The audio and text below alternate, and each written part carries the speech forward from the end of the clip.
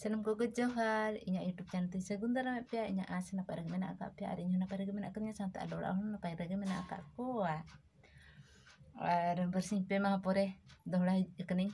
ape ko semangte चलो ठीक गया मिटन शायरी बन आंजम लगे होचे आर ना लास्ट ना ठीक पे ओके बखराते ना शायरी ताहे कान ताहे ओके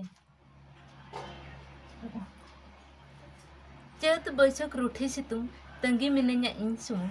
चौथ बैसाख रूठी सितुंग तंगी मिनैया इन सुमुंग यूट्यूब रेलांग उपरुमाकन गाते तिसेम हिजुक कना आले ओडिसा ते यूट्यूब रेलांग उपरुमाकन गाते तिसेम हिजुक कना आले ओडिसा ते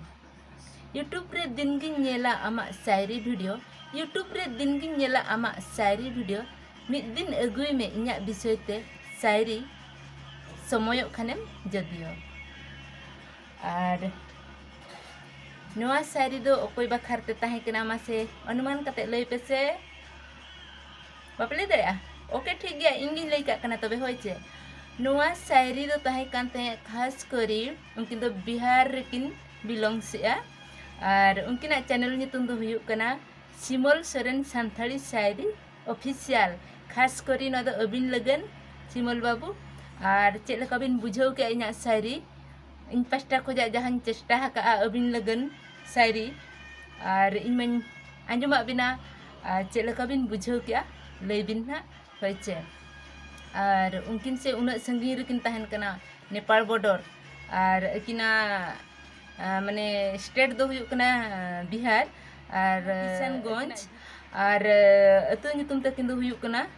दिघाल बैंक कुमुते खान दो संगे संग इना में समार गे नेल नामे लकन बुझाया और जदि तिस उनका समय को हजुआ मेन खान दो अंते दाणा बड़ा सेन निहति हुयुआ ना और आपे हो जदि पे समयआ एनखान दो निहति हजु ताबन पे आले ओडिसा सेन नेल इदि पे आले नतेना